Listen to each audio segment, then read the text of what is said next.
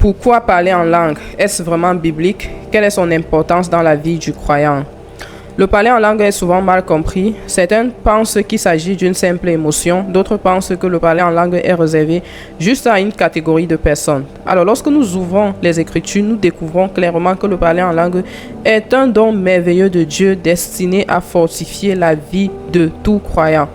Nous allons commencer par lire le livre de 1 Corinthiens 2, versets 9 à 13. Mais comme il est écrit, ce sont des choses que l'œil n'a point vues, que l'oreille n'a point entendues et qui ne sont point montées au cœur de l'homme. Des choses que Dieu a préparées pour ceux qui l'aiment. Dieu nous les a révélées par l'Esprit, car l'Esprit sonde tout, même les profondeurs de Dieu. Lequel des hommes en effet connaît les choses de l'homme si ce n'est l'Esprit de l'homme qui est en lui. De même, personne ne connaît les choses de Dieu si ce n'est l'Esprit de Dieu. Or, nous n'avons pas reçu l'Esprit du monde, mais l'Esprit qui vient de Dieu, afin que nous connaissions les choses que Dieu nous a données par sa grâce.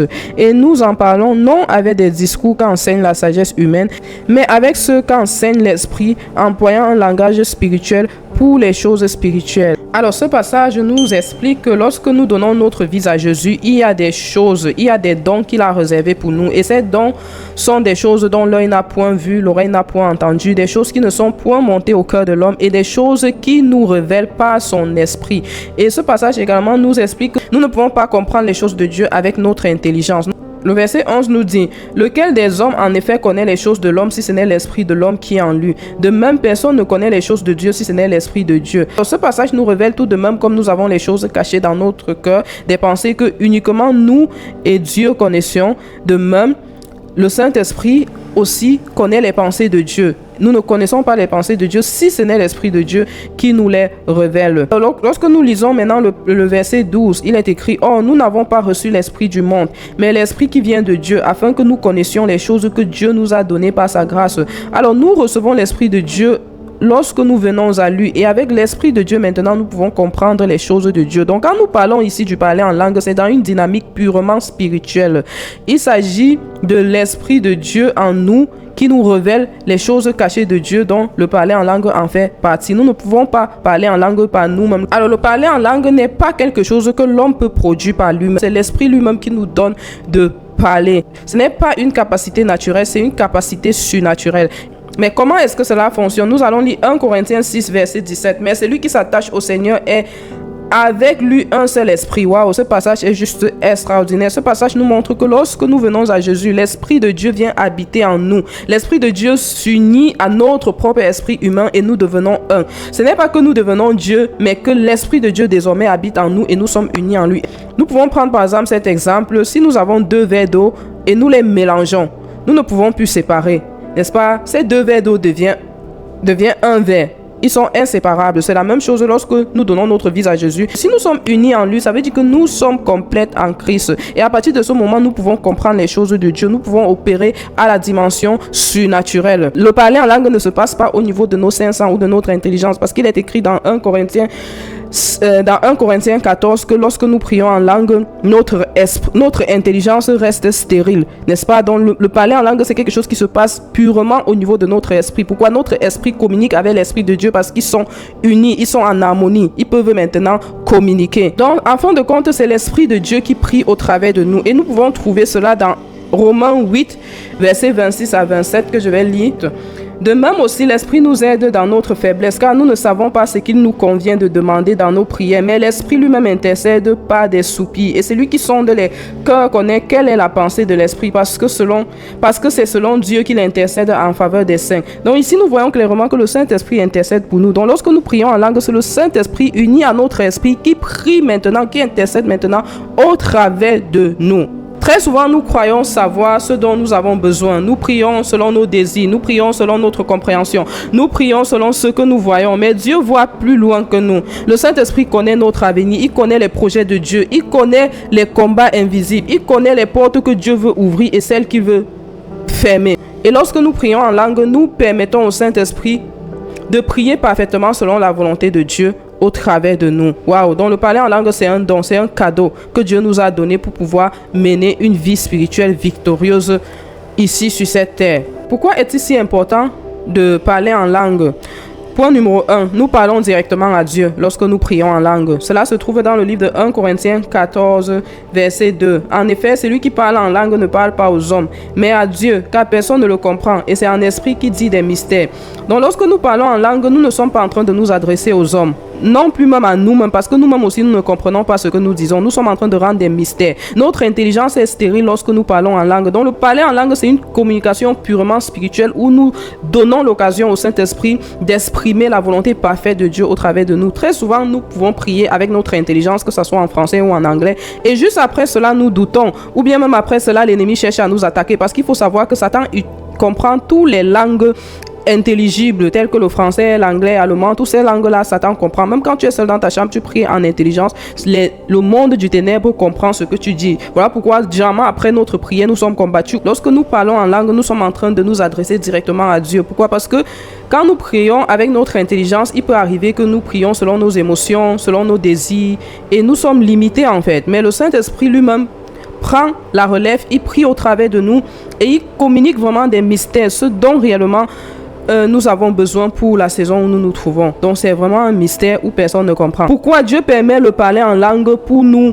donner ce privilège-là de pouvoir vraiment rendre des mystères où personne ne comprend. Nous voyons juste l'exaucement de beaucoup de choses se manifester dans notre vie, mais nous n'avons aucune idée de comment. C'est pendant le parler en langue que les anges se sont manifestés, que le ciel s'est ouvert, que la volonté de Dieu s'est établie, parce que Dieu ne fait rien sans notre participation, n'est-ce pas? Dieu collabore toujours avec nous et Dieu nous donne cette occasion-là par le parler en langue de réellement exprimer vraiment ce dont nous avons besoin et ce qu'il a préparé pour nous en avance, n'est-ce pas? Donc voilà, lorsque nous prions en langue, nous ne dépendons plus de notre capacité intellectuelle. Nous laissons le Saint-Esprit nous conduire, il intercède pour nous, il nous guide et prie pour ce dont nous avons besoin. Alors, point numéro 2 de pourquoi nous parlons en langue. Le parler en langue nous édifie. Nous allons lire 1 Corinthiens 14, verset 4. Celui qui parle en langue s'édifie lui-même.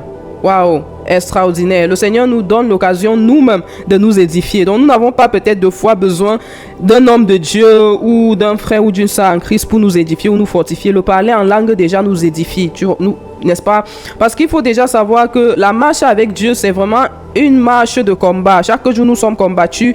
Nous sommes dans un monde où le ténèbre recouvre de plus en plus la terre. Il y a plus de mal qui se passe dans le monde. Et dans cette atmosphère, en tant que chrétien, ce n'est pas toujours évident de garder son feu, de garder son zèle. Il y a par exemple même des jours où nous pouvons être découragés ou stressés par le travail, par les situations, par les challenges de la vie. Mais lorsque nous rentrons dans le lieu secret et nous nous mettons à parler en langue, nous sommes en train de générer notre énergie divine, notre puissance divine, n'est-ce pas? Plusieurs fois, j'ai été peut-être fatigué ou je me suis senti découragé ou j'ai dû traverser certains challenges, mais ce qui m'a sorti de là, ce n'était pas la prédication d'un homme de Dieu, c'était le parler en langue. Pendant que nous parlons en langue, il y a une force surnaturelle qui sont en nous, n'est-ce pas? Le Seigneur nous renouvelle, il nous fortifie. Donc lorsque nous parlons en langue, le Saint-Esprit vraiment est en action, en train vraiment de travailler en nous, que ce soit la restauration de notre âme. Le parler en langue restaure notre âme. Le parler en langue nous exhorte, ça nous encourage, ça nous fortifie. Pendant que nous sommes en train de parler en langue, il y a l'amour de Dieu qui s'intensifie en nous, la soif de Dieu, le feu de Dieu. Le parler en langue, franchement, c'est un don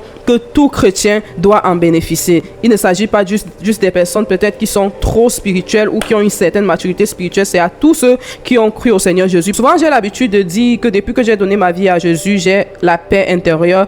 Je ne sais plus quelle situation peut m'empêcher peut-être de passer une nuit sans dormir ou de perdre ma joie de vivre. En réalité, le secret qui est caché derrière, c'est parce que je prie chaque jour en langue. Ça ne veut pas dire que j'ai un cœur dur. Ça ne veut pas dire que je ne suis plus humaine, n'est-ce pas? J'ai la chair, j'ai des émotions. Il y a des jours où je peux être dans la colère, où je peux être blessé, où je peux être découragé. Mais la bonne nouvelle, c'est que lorsque j'entre dans le lieu secret et je me mets à prier en langue, le Seigneur renouvelle ma paix, il renouvelle ma joie, il renouvelle ma force. Le secret qu'il y a derrière pour garder cette vie spirituelle constante, croissante, pour garder cette soif, ce feu en Dieu, c'est le parler en langue. Un autre point pourquoi nous parlons en langue, nous rendons d'excellentes actions de grâce à Dieu le Père. Le Seigneur nous demande de lui rendre constamment grâce. Nous allons lire cela dans 1 Corinthiens 14, verset 17.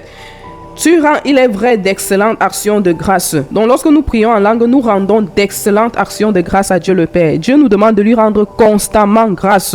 Nous devons lui rendre grâce chaque jour, à notre réveil, à notre coucher. Devant les bons comme des mauvaises situations, nous sommes appelés à rendre grâce à Dieu. Mais comment est-ce que cela est possible? Imagine par exemple si tu reçois une mauvaise nouvelle, où tu perds un proche, où tu perds ton travail, où tu es dans les dettes, où tu as une maladie. Comment dans cette situation-là, tu peux rendre d'excellentes actions de grâce à Dieu sans toutefois te plaindre, sans toutefois peut-être dire hey Seigneur, je veux ci ou ça. Le parler en langue nous donne cette capacité de pouvoir élever d'excellentes actions de grâce à Dieu. Pendant que nous prions en langue, le Saint-Esprit est en train de donner des mots où il faut. Donc nous sommes en train de, nous bénissons Dieu lorsque nous prions en langue. Nous l'adorons lorsque nous prions en langue. Nous lui donnons des vraies actions de grâce qui viennent du cœur, pas de notre chair lorsque nous prions en langue. Donc Dieu nous a fait ce privilège parce qu'il est le roi des rois. Il est digne d'être adoré.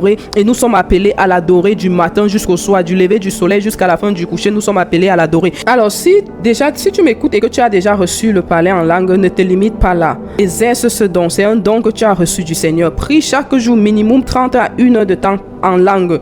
C'est pour te bâtir, c'est pour toi-même, c'est pour ton édification, n'est-ce pas? Et si encore tu n'as pas encore reçu le parler en langue, alors recherche une relation profonde avec le Seigneur Jésus. Il y aura une prochaine vidéo où je vais expliquer comment recevoir le parler en langue. Et si encore peut-être tu ne sais même pas par où commencer, ou tu n'as pas une relation proche avec le Seigneur, alors je t'invite à aller écouter mes 2 premières vidéos qui expliquent comment venir à Jésus. Là-bas, je prends vraiment le temps de détailler si nous sommes sauvés par nos œuvres ou par le don de Dieu en fait, n'est-ce pas? Donc je t'invite vraiment à aller écouter cette vidéo. Sois béni abondamment au nom de Jésus. À la prochaine. Ciao.